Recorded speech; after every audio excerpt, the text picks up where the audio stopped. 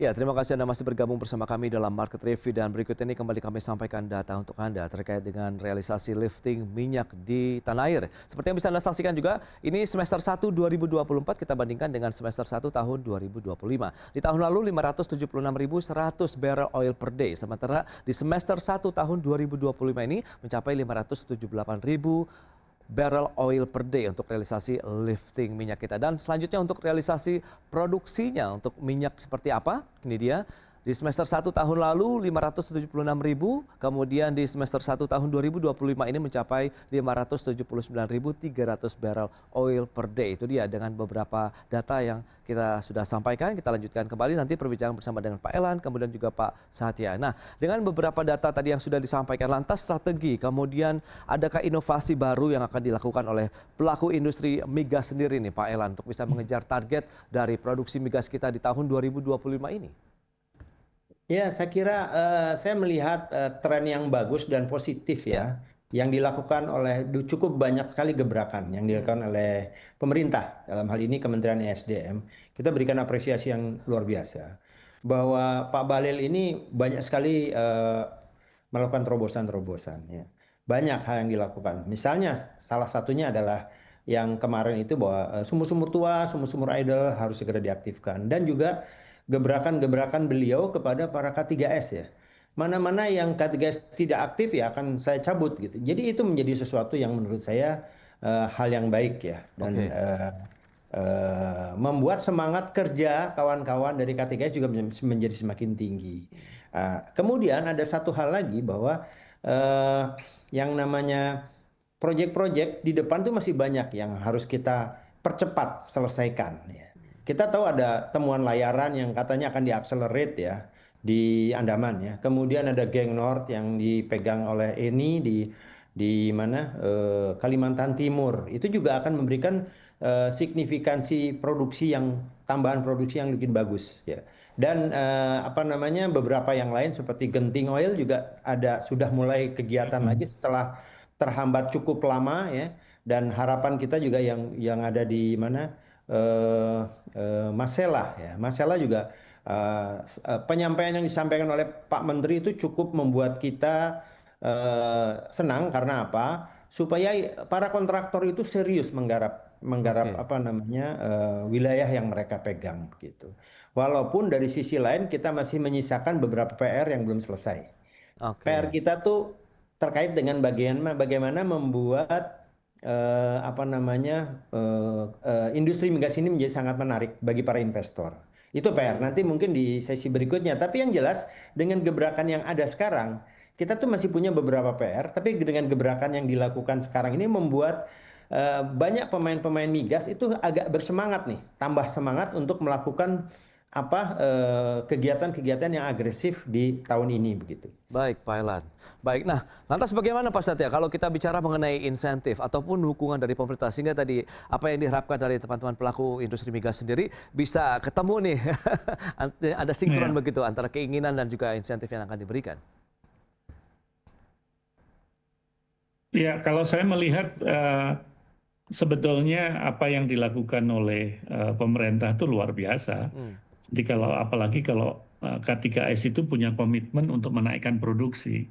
Itu oke. kira-kira ya pemerintah yang saya dengar langsung dari Pak Bahlil itu, beliau mengatakan sekarang apa maunya. Ya, asal mempunyai satu komitmen untuk meningkatkan produksi. Jadi semangat awalnya sudah sangat positif. Ya, jadi kalau kita berbicara insentif, berbicara yang umum lah ya, yang umum sudah dimintakan dari waktu ke waktu oleh K3S. Namun apa akibatnya setelah dilakukan itu? Nah, itu menjadi satu kontrak kerja gitu antara pemerintah dalam hal ini melalui Kementerian SDM dan melalui Menteri SDM dengan K3S-nya. Jadi kalau misalkan mereka memang betul-betul mempunyai cara untuk bisa meningkatkan produksi, saya tidak melihat ada hambatan dalam sisi yang lain gitu ya. Oke. Dan ini sudah diutarakan berkali-kali. Jadi saya pikir semangat untuk secara bersama-sama antara pemerintah dengan kontraktor kerja kontrak kerja ini atau K3S ini sudah cukup baik ya.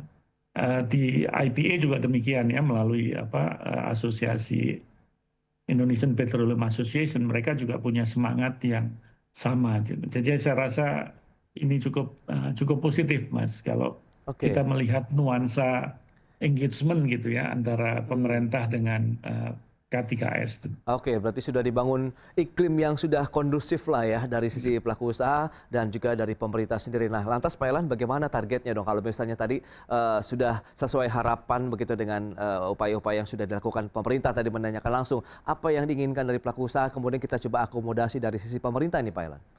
Ya, jadi saya sampaikan bahwa kita masih punya beberapa PR ya, dari sisi pemerintah dan juga negara Oke. dalam hal pengelolaan industri migas ya. Baru 2 hari yang lalu kami dari Asper Migas dan juga IPA rapat dengar pendapat dengan DPR terkait dengan masalah RUU. Satu yang paling fundamental adalah RUU atau Undang-Undang Migas kita ini tidak sempurna karena beberapa banyak pasalnya, bahkan kata Pak Sugeng Suparwoto 50% lebih pasal-pasalnya sudah tidak berlaku atau dibatalkan oleh MK. Nah, ini satu ya, fundamental kita bagaimana kita menyelesaikan RUU migas ini sehingga ada kepastian hukum dari sisi para investor, terutama investor kelas besar ya.